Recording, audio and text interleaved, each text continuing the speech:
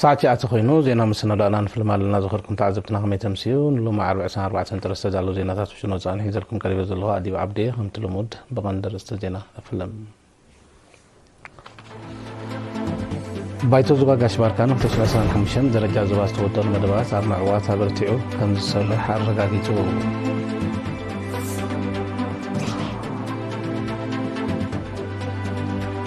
ماخلاي بايتو هاكوسي شاشاي مدب آخيبو أباز عقانيعو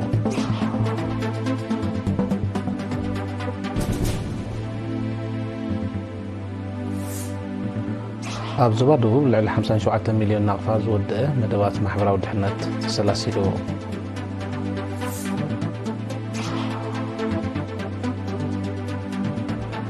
أبزيناتا توصل 2024 مس كليما ونوصل بستأساسر مخنيات بدرجة عالم أستاذ 350 مليون كولو كابت مرتد السنة خلال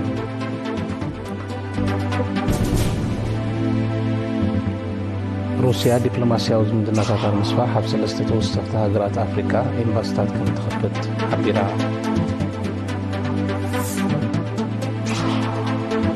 هندي وتدرى وعقمان بنفع زغل مسايلات بمسحيد كتفرن قناة أفريقيا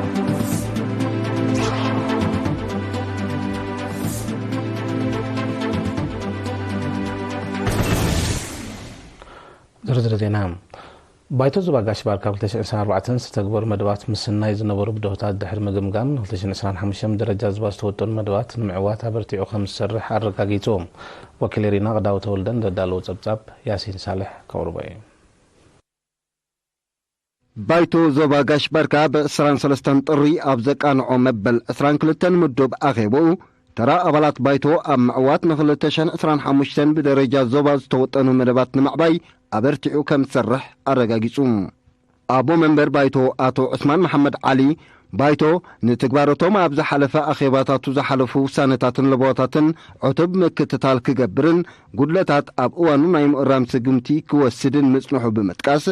بدرجة زوبازو أما كوميتاتات قطباو لمعات محبراوي أقولقلتن باهلن لمدن بمحيال ترى أبالات بايتو أبزا تكبرو مدوات زعابي اللي مفتار بزلع على 5 راح قليسوم أبالات بايتو أب كلتشن 24 بخفلتات من محدار زوباز تتكبرو مدبات مسنا يزنبرو بالدهوتات دحر مقمقام شجر موقعزيا فتح كنا ديلو زي حقاوي نقدي كتطر كقبرلو زتداناغوي بروجكتات تروي 6 ماي كقلاطفو كمون زودب وفراتات لمعات بماشينري كدقف زبل ريتوتات أقريبهم أب أقولقلت موقعزيا زرو زلو تساقم نمكلال بعتو بيسرح كم زلو تغسى أم حدار زوبا قاشباركا أمباسادر محمود على حري أبالات بايتو أبزا عمد كتكبرو بمن محدار زوبا استوطنو لمعاتاون دحنتاون مدبات نمعوات مريح تراك تصاوتو زرقحن تتكامنتن تكالات محبراوي أقولقلت نمرقات أبزو سد تبقسو كواسون تتاوي نقحات حبرتسب أم معباي كسرحن بمزخار نتفتات معقاب حامد ماين نمدن فعناوت ما تقرب خمزلو حابيرم بايتو أب موداتا وتساتفو أكالات منغستن حزبن أم مختن لمعاتن كراقاقت لمعاتاون دحنتاون مدبات قدامن توهيبوهم كتكبرو برست أقرابن بارع مقاهجاتاتن مكتئي كقبرلو بقعات مهرتن تساتفنت تمهارون نمعباي زحقزو وعلاتات ككاد كومون تريو مرعات تقدمن كشبو قالن ستيتن نموقاد بنقحات كسرح زبلو والسانتاتن لبواتاتن أحلفهم ماخلاي بايتو هاكوسي شاتشاي مدب آخيبو أباز عقانيعو زبا وركبات نايت منيسرين زلاخو زيناو تسابتساب قرمسكيل قرزقير كوربوي شادشاي مدب آخيبا ماكلاي بايتو هاقراو كونفدريشن سرحتنيثات إيرترا وترو تقوهات نلمعات بزبل تيما بعسران 3 طري أباز اعتقانيعو ماكلاي بايتو بمختل وانا صحافي آتو كبر أبكيدان أبز قربت صبصاب قلت شحن 24 دحرزة كايرو زته وتنصرح كلت شحن 25 بمصداق دمدام أواجو سيو أبتز قربت صبصاب هاقراو كونفدريشن سرحتنيثات إيرترا أب كلت شحن 24 ترى سرحتنيثات أبهنسة هاقر إيرترا أتوننو بهرياون سباون صقاتات أقداسنة محيال ودابي تاريخ من قصاص إيرتراويان سرحتنيثاتن ترأم أب هاقراو قالسن مختن كمون كال زعبة الزتكورة لإلكرت تميتي سميناراتن أخيباتاتن كم زكايرة تتغيسو ኣብ ጉዳይ ደቂ ኣንስትዮ ድማ ምስዕዮን ቦታ ስራሕን ዝተኣሰት ስልጠናታት ኣብ ዞባታት ማእከል ዓንሰባ ሰሜናውን ደቡባውን ቀይሕ ባሕሪ ከም ዝተኻየደ ክሕበር እንከሎ ዘይምህላው መጽንሒ ህፃናት ኣብ ቦታ ስራሕ ንኣዴታት ብድሆ ይኸውን ስለ ዘሎ ንምፍትሑ ብዝተኻየደ መጽናዕቲ ኣብ 2025 ግብራዊ ስጉምቲ ክውሰድ ምዃኑ ተኣሚቱ ንምምዕባል ዓቕሚ ሰብ ዝምልከት ምስ ሚኒስትሪ ዕዮን ማሕበራዊ ድሕነትን ብምትሕብባር ካብ ዞባታት ሰሜናውን ደቡባውን ቀይሕ ባሕሪ ዝተዋፅኡ ኣስታት ሚእቲ ሓደርቲ መንእሰያት ኣብ ማእከል ሙያዊ ስልጠና ሰራሕተኛታት ባፅዕ ብሰለስተ ዓውደ ሞያታት ክስልጥኑ እንከለዉ 389 ሰራሕተኛታት ትካላት ከተማ ባፅዕ ድማ ብኣርባዕተ ዓውዲ ሞያ ከም ዝተመረቑ ተገሊጹ ኣብ ኩለን ዞባታት ዘድሊ ናውትን ዓቕሚ ሰብን ብምውዳድ እውን ምስ ኢደ ስራሓት ቱሪዝም ቴክኖሎጂ ኮምፒውተር መርበብ ኮምፒውተር ምርባሕ ደርሁን ንህብን ስፌት ክዳንን ካልእ ሞያታትን ዝተኣሰር ስልጠናታት ንልዕሊ 700 ሰራሕተኛታት ከም ዝተዋህበ እቲ ጸብጻብ ኣነጺሩ ኣብ ዝምድናታት ወጻኢ ድማ ሃገራዊ ኮንፌደሬሽን ሰራሕተኛታት ኤርትራ ኣብ ዝተፈላለዩ ዋዕልታትን ክልተኣው ርክባትን በአካልን በማንዛን ከም ዝተሳተፈን ምስ ሓለፍትን ወከልትን ማሕበራት ሰራሕተኛታትን ውድባትን ርክባት ከም ዘካየደን ከምኡውን ሓደሽቲ ዝምድናታት ንምስራት ተበግሶታት ከም ዝወሰደ ተገሊጹ ኣብ መወዳእታ ተጋባእቲ ኣብ ፋብሪካ ፕላስቲክ መዐሸጊ ታኒካን ኣብ ወደብ ባፅዕ ኣብ ታሪኻዊ መስጊድ ሰሓባ ኣብ ቤተ መዘክር ሰሜናዊ ቀይሕ ባሕርን ኣህጉራዊ ምዕርፎ ነፈርቲ ባፅዕን ዑደት ኣካይዶም ኣብ ዞባ ደቡብ ማሕበራዊ ድሕነት ዜጋታት ምሓስ ልዕሊ 57 ሚልዮን ናቕፋ ዝወድአ መደባት ተሰላሲሉ ወኪል ሪና ፊልሞን ትካውን መልክዕ ዘብዛም ዘዳለዎ ትሕዝቶ ኣማኑኤል ገብራይ ከቕርቦ እዩ ጨንፈር ሚኒስትሪ ዕዮን ማሕበራዊ ድሕነትን ዞባ ደቡብ ኣብ 2024 ልዕሊ 57 ሚልዮን ናቕፋ ዝወድአ መደባት ማሕበራዊ ድሕነት ከም ዝዓመመ ብ23 ጥሪ ኣብ መንደፈራ ኣብ ዘካየደ ገምጋም ገሊፆም እቲ መደባት መናብሮ ጽግማት ወገናት ብሓፈሻ ናይ ስድራ ስዋእትን ዓለይቲ ዘኽተማትን ድማ ፍላይ ንምሕያሽ ዝዓለመ ከም ዝኾነ ሓላፍቲ ጨንፈር ኣቶ ሃይለ ገብረ ሚካኤል ሓቢሮም ብመሰረት ዝቐረበ ጸብጻብ ኣስታት 51 ሚልዮን ናቕፋ ደበስ ንስድራ ስዋእት ከም ዝተኸፍለ ብደረጃኩም ድማ ኣስታት 1 ሚልዮን ናቕፋ ገንዘባዊ ደገፍን ናይ ጉልበት ሓገዝን ከም ዝተገብረ ተነጺሮም ብዚካዚ ን1185 ጽጉማት ተምሃሮ ናውቲ ትምህርቲ ብሓገዝ ከም ዝተዓደለ ኣብ ወጻኢ ዝነብሩ ዜጋታት ዝለኣኽዎ ልዕሊ 3.8 ሚልዮን ናቕፋ ንኣስታት 1,000 ዝምልከተን ስድራ ስዋእት ከም ዝተመቕርሐ ኣብ 12 ንኡዞባታት ዝርከባ 104 ዓለይቲ ጽጉማት ስድራቤታት ድማ ብጥሪትን ንኣሽቱ ሸቐጣትን ከም ዝተጣየሳ ተገሊጾም ተሳተፍቲ ኣብ ዝቐረበ ጸብጻብ ድሕሪ ዘካየድዎ ዘተ ኣብ መንጎ 10 ሰራሕተኛታትን ዝካየድ ስምዓት ሕጋዊ መስርሕ ዝተኸተለ ምንትን ክኸውን ኩሉ ዜጋ ሕጊ ዕዮ ከም ዝፈልጥ ምግባር ጎስጓሳት ክካየድ ንተጣየሲ ዝዋሃብ ሓገዛት ውፅኢት ንኽህልዎ ድማ ኣብ መጽናዕቲ ዝተመርኮሰ ክኸውን ተላብዮም ኣብ መወዳእታ ዋና ዳይሬክተር ክፍሊ ማሕበራዊ ኣገልግሎት ኣቶ ቃራብ ተስፋ ስላሴ ኣብ ኣፈጻጽማ መደባት ስራሕ ዝነበረ ሓጓፋት ተኣሪሙ ዝትግበር መደባት ብውህደት ኣካላት ምምሕዳርን ኣብያተ ጽሕፈት ዕዮን ማሕበራዊ ድሕነትን ክዕማም ኣዘኻኺሮም ኮሚሽን ባህልን ስፖርትን ዝተፈላለዩ ዓውድታት ሞያ ዝሰልጥኖም 56 መንእሰያት ሎሚ 24 ጥሪ ተመሪቖም ተመረቕቲ 10 ብያታዊ መሳርሒታት ሙዚቃ ን3 ዓመት 22 ብድሊት ን3 ዋርሕ 24 ድማ ምሕደራት ሰነዳትን ፋይናንስን 3 ዋርሕ ዝሰልጥኑ እዮም ኮሚሽነር ባህልን ስፖርትን ኣምባሳደር ዘመደ ተክለ ብዘስምዑ ቃል ሰልጠንቲ ዝቐሰምዎ ፍልጠት ኣብዚ ዝተመደብሉ ስራሕ ውፉይ ኣበርክቶ ከም ዝገብሩ ዘለዎ ጽኑዕ እምነት ገሊጹ ኣሰልጠንቲ በወገኖም ኮሚሽን ባህልን ስፖርትን ስለቲ ዝወሰዶ ተበግሶ ድሕሪ ምስጋን ሰልጠንትን ዘርኣይዎ ተገዳስነት ሞጊሶም ሓላፊ ክፍሊ ምሕዳርን ፋይናንስን ኮሚሽን ባህልን ስፖርትን ሌተናል ኮሎኔል ሳሙኤል ጸጋይ ድማ እተን መመረቕታት ዝበቕዐ ስልጠናታት ንባህላውን ምሕዳራውን ንጥፈታት ዝድርዕ ከም ዝኾነ ብምግላጽ ከምዚ ዓይነት ስልጠናታት ብዝተወደበ መልክዕ ከም ዝቕጽል ኣረጋጊጹ ኣብቲ ዕለት 17 ምሩጻት ዓንቀጻት ንዝሓዘ 131 ገጻት ዘለዎ መጽሓፍ ስነ ጥንቲ ናይ ሌላ መደብ ተገይሩ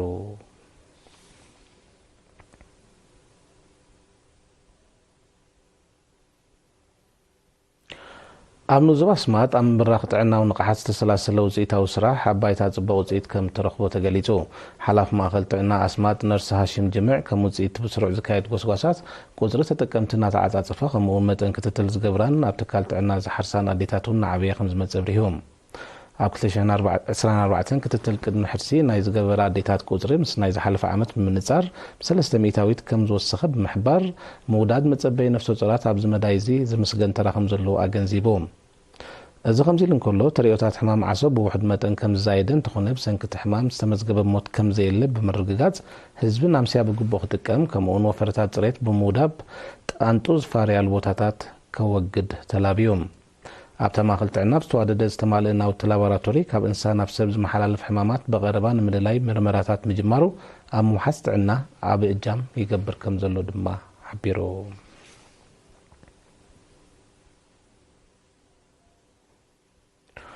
ጨንፈር ሐማዲያ ዞባ ደቡባዊ ቀይሕ ባሕሪ ኣብ ምሕያል ማሕበርን ውዳቤታት ደቂ ኣንስትዮን ዘተኮረ ዘተ ብ22 ጥሪ ኣብ ከተማ ዓሰብ ወዲቡ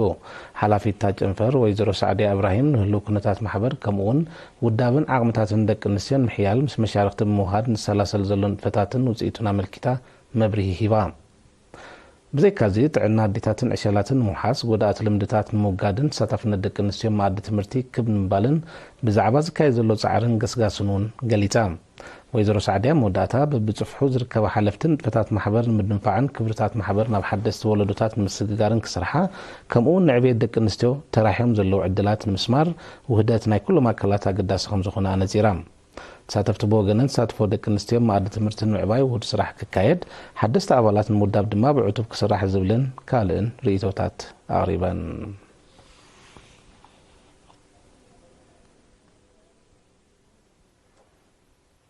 ዝኸልኩም ተዓዘብቲ ስዕብ ዜናታት ወፃኢ ደጊምና ንምክታልኩም ብክብሪ ንዕድም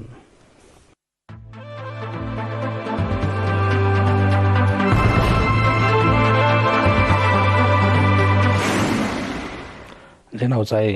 ኣብ 2024 ምስ ክሊማዊ ነውፅእ ዝተኣሳሰር ምክንያት ብደረጃ ዓለም ኣስታት 250 ሚልዮን ቆልዑ ካብ መኣዲ ትምህርቲ ከም ተሰናኸሉ ፀብፀባት ውድብ ሕቡራት ሃገራት ኣፍሊጦም እቲ ኣሃዝ ምስ ናይ ቅድሚኡ ዝነበረ ዓመት ክነፃፀር እንከሎ ከም ዝወሰኸ ዝሓበሩ እቶም ፀብፀባት ሳዕቤናት ክሊማዊ ነውፅእ ዓመታዊ ክብ እናበለ ይመፅእ ከም ዘሎ ኣገንዚቦም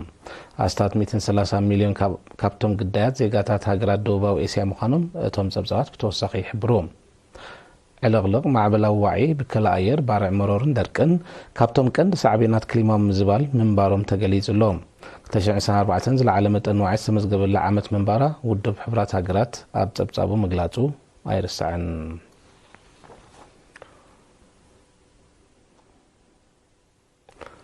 روسيا دبلوماسيا وزمدناتات المسفاح ኣብ ሰለስተ ተወሳኺ ሃገራት ኣፍሪካ ሓድሽ ኤምባሲታት ክትከፍት ምዃና ሓቢራ መሰረት ሓበሬታ ሚኒስትሪ ጉዳያት ወፃኢ ሩስያ ኒጀር ሴራሊዮንን ሪፐብሊክ ደቡብ ሱዳንን ኤምባሲታት ናይ ምኽፋት መደብ ኣለዋ እቲ ኣብ ቀረባ መጻኢ ከም ዝትግበር ዝተጠቕሰ መደብ ሩስያ ምስ ሃገራት ኣፍሪካ ዘለዋ ኩሉ መድያዊ ዝምድናታት ኣብ ምድንፋዕ እወታዊ ተራ ከም ዝህልዎ ኣፈኛ ሚኒስትሪ ጉዳያት ወፃኢ ሩስያ ማርያ ዛካሮቫ ሓቢራ እዚ ከምዚ ኢሉ እንከሎ ሩስያን ግኒ ብሳውን ቁጠባዊ ዝምድናአን ንምድንፋዕ ተሰማሚዐን ትስምዕ ዝተበፅሐ መራሕቲ ክልቲአን ሃገራት ብ23 ጥሪ ኣብ ዘካየድዎ ናይ ቴሌፎን ዝርርብ እዩ ክልቲአን ሃገራት ኣብ ምዕባል ወፍሪ ንግድን ዝፀንሐ ምትሕግጋዝ ከም ዘስፍሕኦ ኣብ ትርክብ ኣፍሊጠን ዲፕሎማስያዊ ቁጠባዊ ወታደራውን ፀጥታውን ዝምድናታት ሃገራት ኣፍሪካን ሩስያን ብፍላይ ካብ ዝሓለፈ ቅርቢ ዓመታት እወታዊ ገስጋስ የመዝግብ ከም ዘሎ ይጥቀስ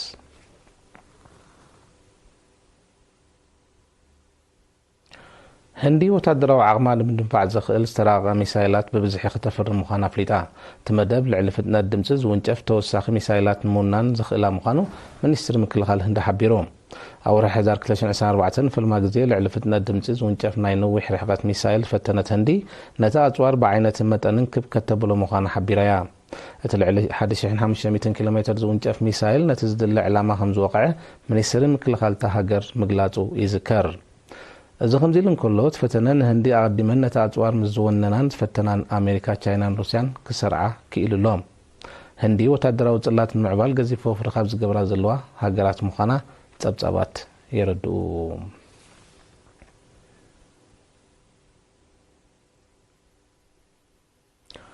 بريزيدنت دونالد ترامب اب اوروبا زركب قطر سراويت امريكا ب20 ميتاويت من كاي مدب كم زلو دبلوماسياوي منجታት اوروبا وحبرت متقاس معكنات زينا አቃሊሕን እዚ መደብ ዝተግባራዊ ዝኸውን ቁጥሪ ኣባላት ሰራዊት ኣሜሪካ ብኤውሮፓ ካብ ከባቢ 100,000 ናብ 80,000 ክወርድ እዩ ፕሬዝደንት ትራምፕ ኣብ ስነ ስርዓት ቃለ መሓላ ምስ ተሳትፉ መራሕቲ ኤውሮፓ ዝገበሮ ዝርርብ ወታደራዊ ህላው ኣሜሪካ ኣብቲ ኣህጉር ንምንካይ ድሌት ከም ዘለዎ ከም ዝገለጸሎም ምንጭታት ይሕብሩ ብዘይካዚ ሃገራት ኤውሮፓ ወፃኢታት ናይቶም ዝተረፉ ወታደራት ኣብ ምሽፋኑን ኣበርክቶ ክገብራ ከም ዘለውን ፕሬዝደንት ትራምፕ ገሊጹሎም ኣብ መጀመርታ ናይ ዝወርሒ ኣባላት ኪዳን ሰሜን ኣትላንቲክ ኔቶ ዝኾነ ሃገራት ኤውሮፓ 500 ሚታዊት ካብ ጃምላዊ ሃገራዊ እቶተን ንምክልኻል ክስልዓ ምጽውዑን ይፍለጥ بريزيدنتات فرنسان جرمنن اب زحلفه معلتات هاجرات اوروبا تأنمو حساب امريكا زلون صقعتኛነት ምንካይ ኣብ ጽላት ምክልኻል ዝገብርኦ ወጻኢታት ከዕብያ ከም ዝግባእ ምግላጾም ዝከርዮም ብርክት ዝበለ ኣባል ሃገራቱን የአውሮፓ ሕብረት ብውሽጣዊ ዓቕሙ ወታደራዊ ጽላቱ ክደንፍዕ ክጽዋዓ ከም ጽንሓ ጸብጸባት ይሕብሩ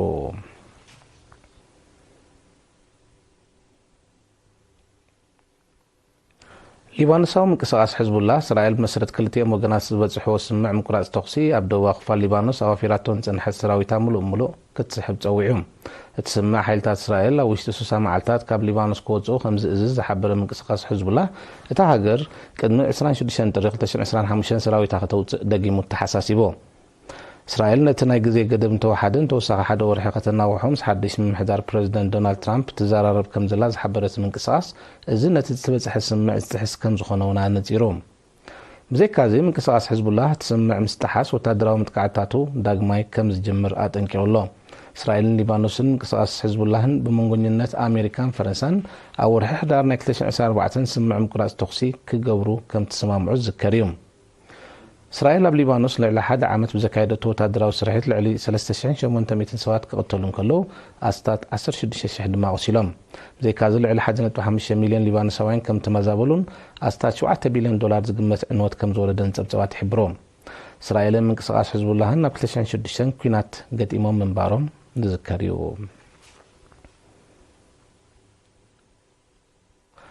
روسيا مس أمريكا بحدحداو مكبار سمركوسة زرب كتكايد دلوتي كم زلات مال 23 تري حبيرة منكس روسيا نزغلزا بريزيدنت أمريكا دونالد ترامب روسيا كينات يوكرين كبكا أفسمع مزي تبصح قبل عليا حدش اجدان قرصن كم زوسن دحر متنقاقويم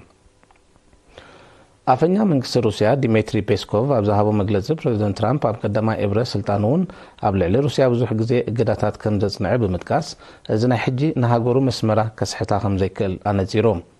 هاجرون كل مجلسات بريزيدنت ترامب وغربات كتاتلهم زلاز جلس ديمتري بيسكوف بريزيدنت بوتين كفوت زرب كايدلو كم زلو دقيمو أرقاقيزو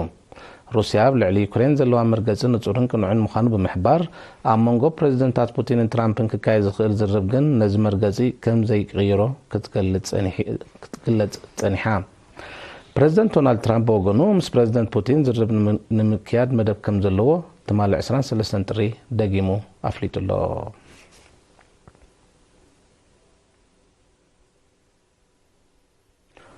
ኣብ ከተማ ሎስ አንጀለስ ክፍለ ሃገር ካሊፎርኒያ ብ23 ጥረስ ተኸስተ ተወሳኺ ሓደጋ ባርዕ መሮር ብብርቱዕን ደረቕን ንፋስ ተደፊኡ ኣብ ሓፂር እዋን ናብ ሰፊሕ ከባቢታት ምልሓሙ ስግኣት ፈጢሩ ትባርዕ ኣብ ሓፂር ግዜ ልዕሊ 41 ኪሎ ሜትር ከም ዝሃሙኸ ዝሓበሩ ሰመዚ ሲቪላዊ ድሕነት ተሃገር ልዕሊ 51,000 ነበርቲ ካብ ኣባይቶም ከም ተመዛበሉ ገሊፆም ኣሃዱታት መጥፋእቲ ሓዊ ብዘካየድዎ ዘለዉ ሓያል ስርሒት ዛጊት ልዕሊ ሓደ ሲሶ ናይ ትባርዕ ጥራሕ ኣብ ትሕቲ ቁፅር ክውዕል ከም ዝኸኣለ እዩ ዝግለጽ ዘሎ بتبارع قبل العلاقة تحت قرصم زعبا زور دعنوت استوهب وقعو حبريتا يلن ኣብ ክፍለ ሃገር ካሊፎርኒያ ምስ ሓድሽ ባርዕ ተደሚሩ ሽዱሽተ ከባቢታት ሓደጋታት ባርዕ መሮር ተኸሲትሎም ሳልሳይ ሰሙን ዝቐጸለን ዝዓበየን ካብኡ ዛጊት ልዕሊ 70 ሚታዊት ኣብ ትሕቲ ቁፅር ከም ዝወዓለዮም ሰመዚ ሲቪላዊ ድሕነት ዝሕብሮም ክፍለ ሃገር ካሊፎርኒያ ክሊማዊ ምዝባል ብዘሳዕቡ ሓደጋታት ባርዕ መሮር ብተደጋጋሚ ካብ ዝትከዓ ክፋላት ኣሜሪካ እዩ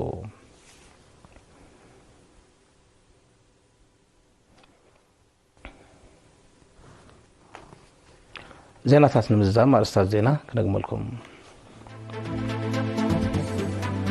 ባይቶ ዝባጋሽ ባርካ ን2025 ደረጃ ዝባ ዝተወጠኑ መደባት ኣብ ምዕዋት ኣበርቲዑ ከም ዝሰርሕ ኣረጋጊፁ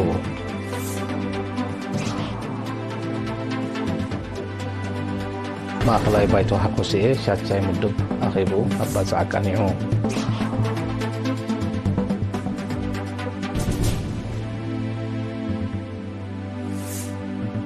ኣብ ዞባ ደቡብ ልዕሊ 57 ሚልዮን ናቕፋ ዝወደ መደባት ማሕበራዊ ድሕነት ተሰላሲሉ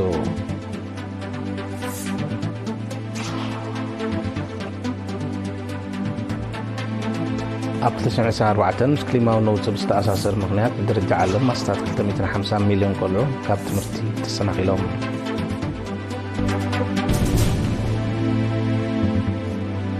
روسيا دبلوماسيا وزمدناتات المصفاح ኣብ ሰለስተ ተወሳኺ ሃገራት ኣፍሪካ ኤምባሲታት ከም ትኸፍት ሓቢራ هندي وتادروا عامان بدنفع زفل ميسايلات بزحي كتفرم مخانا أفريقيا